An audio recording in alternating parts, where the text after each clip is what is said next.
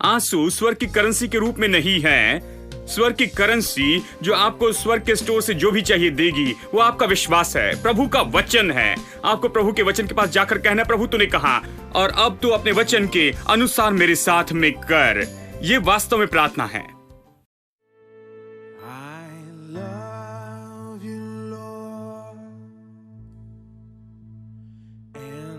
I lift my voice to worship you, oh my soul, rejoice, take joy, my King, in what you hear. Let it be a sweet, sweet sound in your ear. I love you, Lord. I love you, Lord, and I lift my voice to worship you, oh my soul, rejoice, take joy, my King, in what you hear. Let it be a sweet, sweet sound in your ear.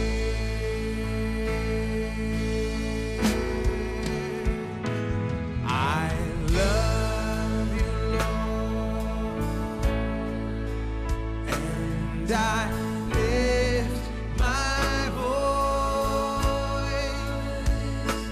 to worship you, oh my soul, rejoice, take joy, my King, in what you hear. Let it be a sweet, sweet sound in your ear. Let it be a sweet, let it be a sweet, sweet sound in your ear. Let it be a sweet, sweet sound in your ear.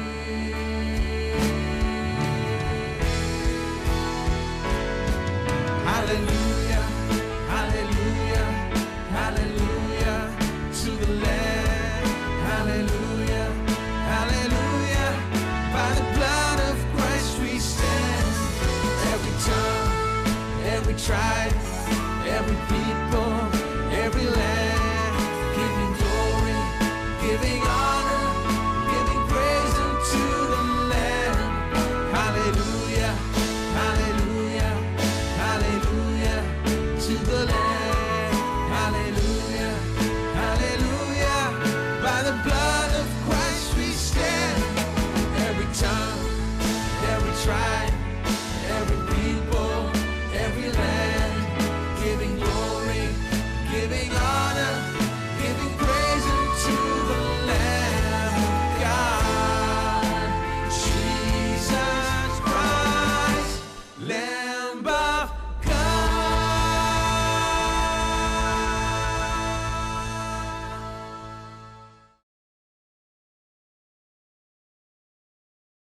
जब आप विश्वासी लोगों के साथ होते हैं तो विश्वास पाते हैं। जब आप विश्वासियों के साथ होते हैं तो आपको विश्वास आता है और आप दीवार से कूद सकते हैं और पूरी सेना को आप युद्ध में हरा सकते हैं। विश्वासी लोगों के साथ, जब आप विश्वासी लोगों के साथ होते हैं, आप विश्वास करते हैं कि सब संभव है, क्योंकि विश्वास फैलते जाता है, यह आप पर छा जाता है, यह आप पर आ जाता है।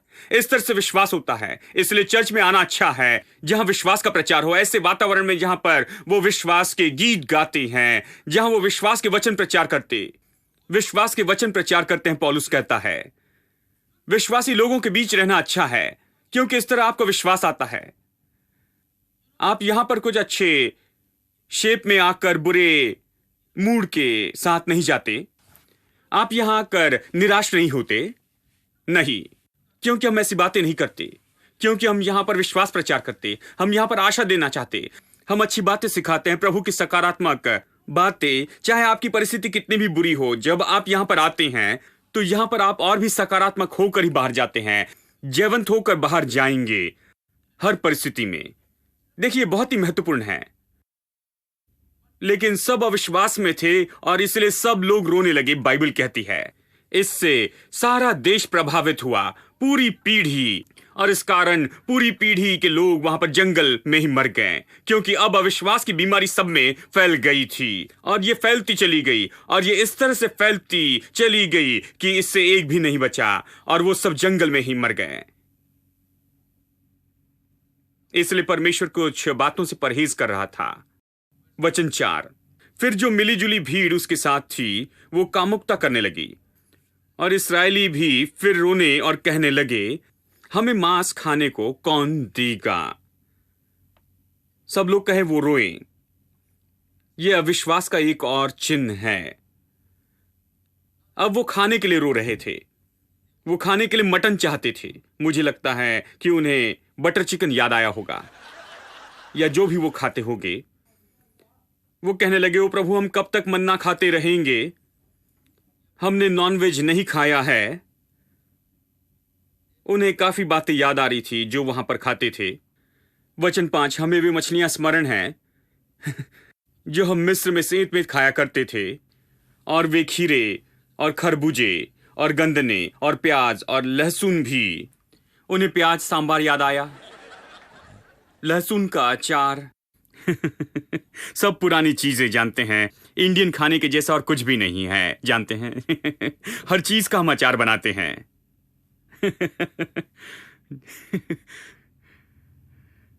परंतु अब हमारा जी घबरा गया है। यहां पर इस मन्ना को छोड़ और कुछ भी देख नहीं पड़ता मुझे अच्छा नहीं लगता, और प्रभु को भी यह पसंद नहीं होगा। सबसे पहले उन्हें मन्ना के लिए धन्यवाद देना चाहिए था, क्योंकि मन्ना के बिना वो मर जाते लेकिन वो मन्ना के लिए शिकायत कर रहे थे। हाँ, वो रो रहे थे, रोते हुए कह रहे थे, वो मुझे लहसुन याद आ रहा है, अदरक याद आ रहा है, लिक्स याद आ रहा है, मछली याद आ रही है, ये और वो रो रहे थे। वो रो रहे थे। मछली के लिए क्यों रोना है? क्या आपको नहीं लगता परमेश्वर मछली दे सकता है? क्या ये कोई बड़ी बात थी? ये मुश्किल नहीं है। मेरा मतलब, परमेश्वर ने लाल समुद्र पार करवाया, परमेश्वर ने मारा के पानी को मीठे पानी में बदल दिया, परमेश्वर ने चट्टान में से पानी को निकाला 30 लाख लोगों के लिए और उनके जानवरों के लिए। परमेश्वर ने उनके लिए बहुत से चमत्कार किए। क्या परमेश्वर उन्हें मछली नहीं दे सकता था? क्या परमेश्वर उन्हें प्याज का सांबार नहीं दे सकता? परमेश्वर उन्हें लहसुन या जो कुछ भी चाहिए था नहीं दे सकता? जानते हैं, क्या परमेश्वर वो नहीं दे सकता? देखिए, बात यह है, उन्हें जंगल में खाने की इच्छा हो रही थी, इसलिए मैं उन पर दोष नहीं लगाता। बात तो यह है, उनके लिए रोना यह अविश्वास का चिन्ह था। चलिए, अब बहुत से लोग रोने को बहुत बड़ी आत्मिक क्रिया मान लेते हैं। मुझे याद है, जब मैं छोटा था, एक भाई ने मुझसे कहा, रोकर प्रार्थना करना सीखो। मैंने कहा, ओ मेरे प्रभु, ये एक और बात है जो मुझे सीखनी पड़ेगी। जानते हैं, प्रार्थना ही नहीं, केवल रोकर प्रार्थना करना सीखो। और लोग कहते हैं कि वो कितनी बाल्टियां आंसू बहाते रहें, जानते हैं, और इस तरह की बातें मैंने अपने पूरे जीवन में सुनी है कि तुमने कितने आंसू बहाए हैं। तो यदि आपको अच्छा विश्वासी होना है तो अच्छे से रोने वाला व्यक्ति होना चाहिए। आपको रोना है। तो जब हम चर्च में आते थे, मुझे याद है शुरू के दिनों में जब हम यहां पर चर्च शुरू किए, जानते हैं, मैं 10 साल तक बाहर था, फिर वापस आया। इस बात से बाहर था, जानते हैं, और अलग मोड़ पर था। और जब मैं वापस आया, मैंने लोगों से जब कहा आइए हम प्रार्थना करते हैं, तो सब इस तरह से झुक गए, जानते हैं, और सब रोने लग गए। मैंने कहा रुको एक मिनट, मैंने कहा प्रार्थना करें। आप क्या कर रहे हैं? आप रो रहे हैं। जैसे मैंने कहा आइए प्रार्थना करें, तो सब झुक गए। ओ परमेश्वर, रोती हुई आवाजें आने लगी। सब इसी तरह से कर रहे थे, क्योंकि प्रार्थना और रोना उनके लिए एक हो गया था। उनके लिए प्रार्थना करना और रोना एक ही बात थी, एक ही बात थी। यदि आपको प्रार्थना करनी है तो रोना है। रोने के बिना प्रार्थना का कोई और रास्ता नहीं। परमेश्वर किसी तरह आपके आंसुओं को देखेगा और प्रार्थना का जवाब देगा। इसी तरह मुझे सब दिखाया गया जब मैं छोटा था। लेकिन बात यह है, यह पूरी तरह ठीक नहीं है। देखिए, मैं समझ सकता हूं कि कई बार हम रोते हैं और ये सब, जानते हैं, जब वो परिस्थिति का सामना करते हैं, कुछ होता है, हम इंसान हैं। लेकिन मुझे लगता है कि समय है, यदि आपको लगता है कि प्रार्थना रोना ही है, तो आपको हर समस्या के लिए रोना है, रोना है। यह परमेश्वर को प्रसन्न नहीं करता दोस्तों, क्योंकि प्रार्थना रोना नहीं है। प्रार्थना तो प्रभु के पास विश्वास से जाना है। स्वर्ग आपके आंसुओं से बढ़कर आपके विश्वास का आदर करता है। हेलो,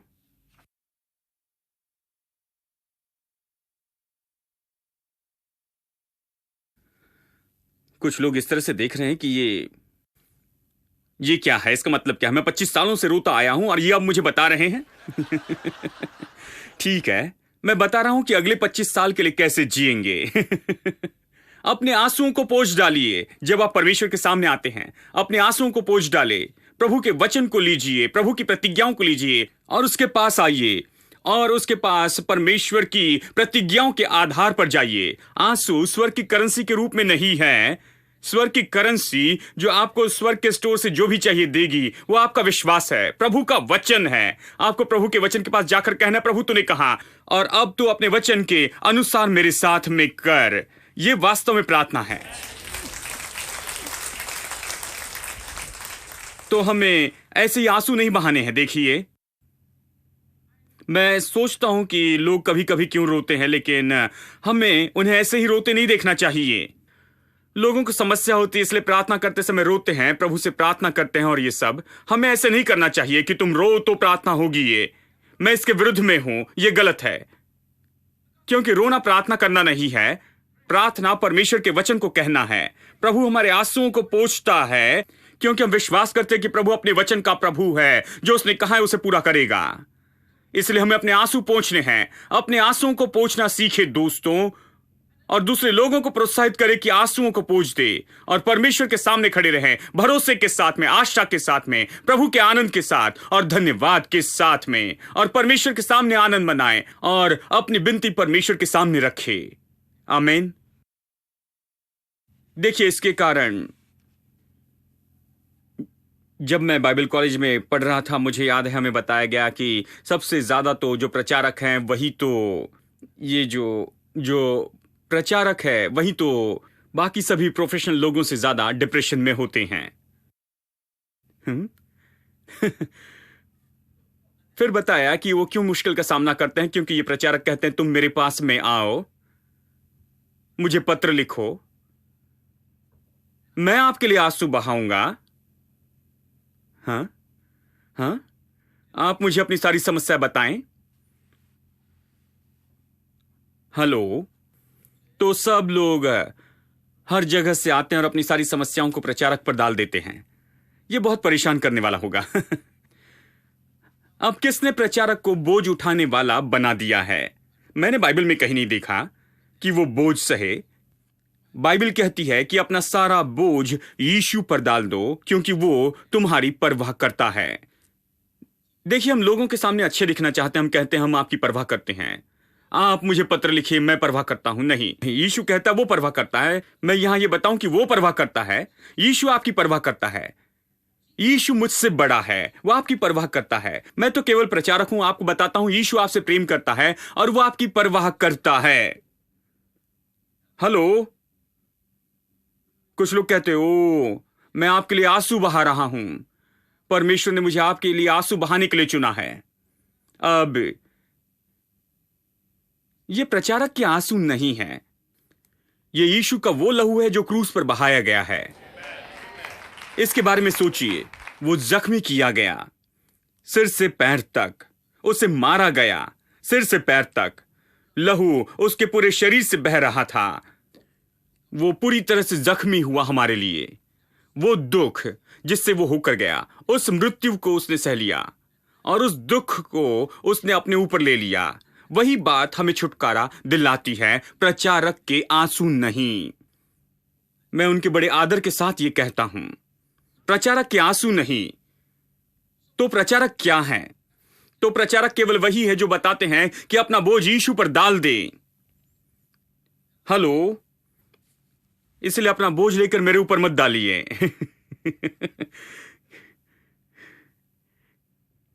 क्योंकि मेरे ऊपर बोझ डालने के बाद वो फिर बोझ वहीं पर दिखेगा। और रास्ते में आप इसे और बहुत से लोगों पर डालेंगे।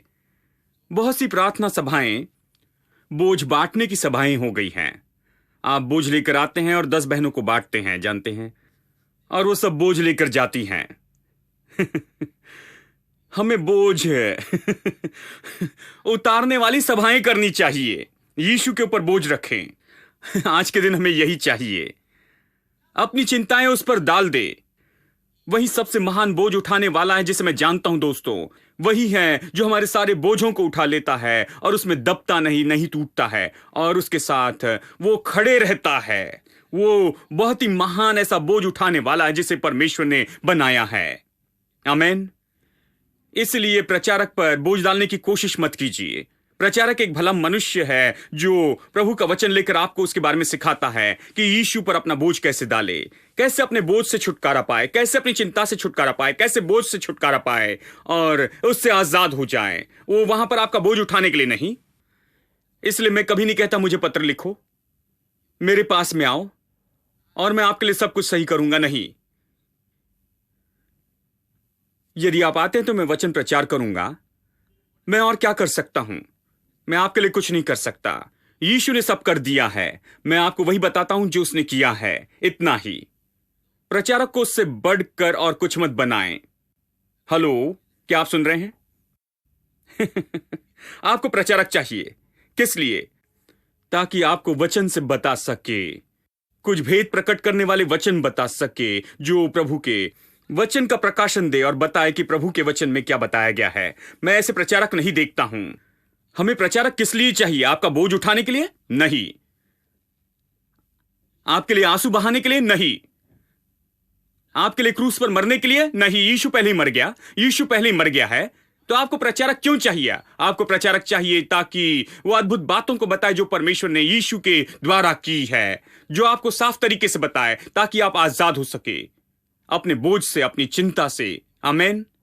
देखिए, इसे सुनिए, वचन 10। और मूसा ने सब घरानों के आदमियों को अपने अपने डेरे के द्वार पर रोते सुना, और प्रभु ने आकर कहा, हे मेरे बेटे, मेरी बेटी, तुम क्यों रो रहे हो? क्या आप बाइबल देख रहे हैं? हम सोचते हैं प्रभु यही तो करेगा।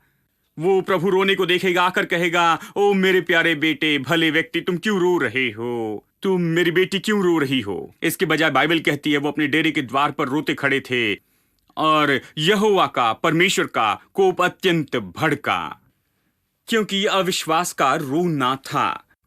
आपको क्या चाहिए? मछली चाहिए, प्याज चाहिए, लहसुन चाहिए, क्या ये और वो चाहिए? क्यों रो रहे हो? परमेश्वर से बस मांगो, चमत्कार करने वाला है, वो देगा। तो क्यों रो रहे हो? यदि तुम रोते हो तो ये परमेश्वर के लिए शर्म की बात है। आप कह रहे हैं प्रभु जरूरत पूरी नहीं करेगा, प्रभु मेरे लिए नहीं कर सकता, वो योग्य नहीं है, उसने मुझे यहां छोड़ दिया है।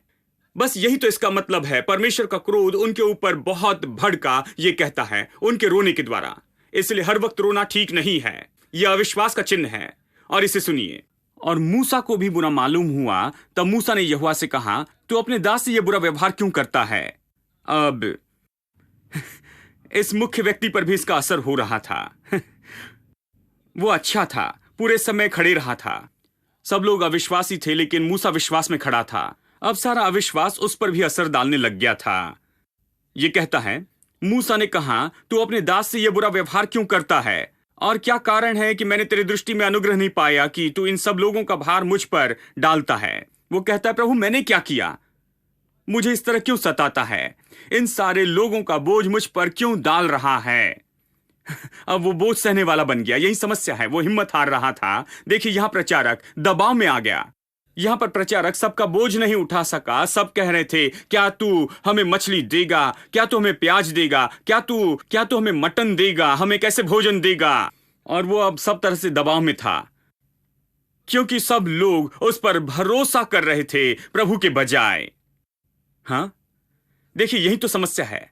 और उस पर दबाव है। वो पूरी तरह से दबाव में आ जाता है, नर्वस ब्रेकडाउन में, और वो कहता है, प्रभु मैंने क्या किया? तूने इन सब लोगों का बोझ मुझ पर क्यों डाला है? अब इसे सुनिए, क्या ये लोग मेरी ही कोख में पड़े थे? क्या सवाल है? क्या मैं इन लोगों का जिम्मेदार हूं? ये मेरे बच्चे हैं, मैं इनका ध्यान रखूं? इन लोगों को मैंने पैदा नहीं किया। वो कहता है, क्या मैंने इनको उत्पन्न किया? जो तू मुझसे कहे कि जैसे पिता दूध पीते बालक को अपनी गोद में उठाए उठाए फिरता है, वैसे ही मैं इन लोगों को अपनी गोद में उठाकर उस देश में ले जाऊं। मैं इतना मांस कहां से लाऊं कि इन लोगों को दूं? मैं वो सब कहां से लाऊं? मुझे इतना मांस कहां से मिलेगा कि इन लोगों को दूं? वो कहता है। ये कहकर मेरे पास रो रहे हैं कि हमें खाने के लिए मटन दे। अब इतने लोग, 30 लाख लोग रो रहे थे। उसने इस व्यक्ति पर असर डाला होगा क्योंकि सब लोग रोते हुए कह रहे थे, मूसा हम क्या करेंगे? और वो कहता है, मैं इन सब लोगों को भार नहीं संभाल सकता, क्योंकि मेरी शक्ति के बाहर है, मेरे लिए बहुत ज्यादा है। हाँ, देखिए, तुरंत हम देखते प्रभु दयालु है। जानते हैं, उनके बीच 70 बुजुर्ग थे, और परमेश्वर उन प्राचीनों को अभिषेक करता कि वो देखभाल का काम कर सके, ताकि इन बातों से वो हार न माने। देखिए, परमेश्वर कभी नहीं चाहता कि हम किसी बात से हार माने। देखिए, वचन 18 देखिए, और लोग उससे कहना, कल के लिए अपने आप को पवित्र करो, तब तुम्हें मांस खाने को मिलेगा, क्योंकि तुम यहोवा के सुनते हुए ये कहकर रोए हो कि हमें मांस खाने को कौन देगा? हम मिस्र में ही भले थे, इसलिए यहोवा तुमको मांस खाने को देगा और तुम खाना। कहता है, परमेश्वर आपको मांस देगा और आप खाना। इसे सुनिए, फिर तुम 1 दिन या 2 दिन या 5 या 10 या 20 दिन ही नहीं, परंतु महीने भर उसे खाते रहोगे, जब तक वो तुम्हारे नथनों से न निकले। अब प्रभु प्रसन्न नहीं था। वो देने को तैयार था, लेकिन प्रसन्न नहीं था। देखिए, तुमको उससे घृणा ना हो जाए, क्योंकि तुम लोगों ने यहोवा को तुच्छ जाना है और उसके सामने कहकर रोए कि हम मिस्र से क्यों निकल आए। तुमने प्रभु को तुच्छ जाना और उसके सामने रोए हो, इसलिए प्रभु क्रोधित हुआ है। उनका रोना अविश्वास का चिन्ह है, इसलिए प्रभु इससे प्रसन्न नहीं हुआ। प्रभु उनके मांगने से क्रोधित नहीं हुआ। वो मटन मांग सकते थे, प्याज वाला सांबार मांग सकते थे, लहसुन की चटनी मांग सकते थे। वो गुस्सा नहीं करेगा, वो कहीं से आपको जरूर देगा। लेकिन रोने के कारण यही तो समस्या है। मूसा कहता है, जिन लोगों के बीच में मैं हूं। अब मूसा की सुनिए, जिन लोगों के बीच में मैं हूं, उनमें से 6 लाख तो प्यादे ही हैं, यानी पुरुष प्यादे 6 लाख हैं। इसमें स्त्रियां और बच्चों की गिनती नहीं है। और तूने कहा है कि मैं तुम्हें इतना मांस दूंगा कि महीना भर खाओगे। मूसा कहता है, 1 मिनट रुको प्रभु, मैं पहली मुश्किल में हूं। सब लोग रो रहे हैं, कहते हैं मुझे मटन खाने के लिए चाहिए। अब तू कहता है केवल 1 दिन, 2 दिन, 5 दिन, 10 दिन या 20 दिन नहीं, और मैं तो तुम्हें पूरा महीना दूंगा। यह अच्छी प्रतिज्ञा है, लेकिन बहुत ही ज्यादा अच्छी है। हाँ, पहले से मैं परेशान हूं और तू मुझे और ज्यादा परेशानी में डाल रहा है। मैं बहुत ही मुश्किल में पड़ा हूं, क्योंकि यदि तू इसे नहीं करता, अगर तू इसे नहीं करेगा, तो फिर क्या होगा? देखिए, अविश्वास का एक और चिन्ह है जो परमेश्वर से प्रश्न पूछता है। कितने लोगों ने कहा, तू इसे कैसे पूरा करेगा? मैं नहीं जानता तू इसे कैसे करेगा, लेकिन कल सुबह मुझे 10,000 रुपए चाहिए। तू इसे कैसे करेगा? मेरे पास काम नहीं है, तू इसे कैसे करेगा? मुझे पता नहीं मेरी शादी कैसे करवाएगा। मुझे पता नहीं तू इसे कैसे करेगा। तू इसे कैसे करेगा? आपने कितनी तो भी बार कहा, तू इसे कैसे करेगा। मैं आपसे कहता हूं दोस्तों, कभी ना कहना प्रभु तू इसे कैसे करेगा, क्योंकि प्रभु के पास में हजारों और लाखों तरीके हैं इसे करने के। Your love is amazing, steady and unchanging. Your love is a mountain from beneath my feet. Your love is a mystery, how you gently lift me when I am surrounded. Your love carries me. Hallelujah, hallelujah, hallelujah. Your love makes me sing. Hallelujah, hallelujah, hallelujah. Your love makes me sing. Your love is surprising, I can feel it rising. Oh, the joy that's growing deep inside of me. Every time I see you, oh, your goodness shines through. I can feel this God song rising up in me. Hallelujah, hallelujah, hallelujah. Your love makes me sing.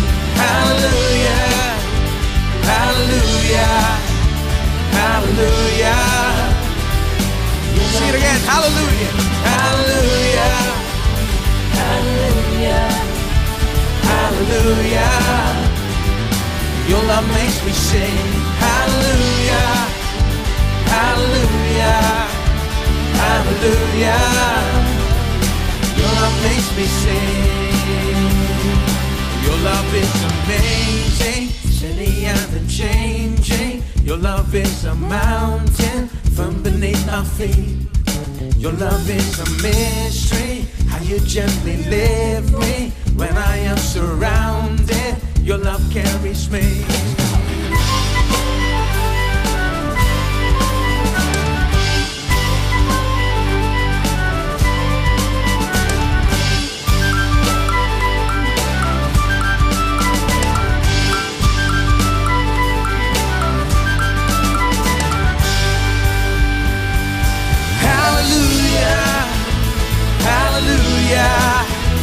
Hallelujah, your love makes me sing. Hallelujah, hallelujah, hallelujah. Your love makes me sing. Hallelujah, hallelujah, hallelujah. Everybody, your love makes me sing. Hallelujah, hallelujah, hallelujah. Your love makes me sing. Hallelujah, hallelujah, hallelujah. Your love makes me sing. Hallelujah, hallelujah, hallelujah. Your love makes me sing.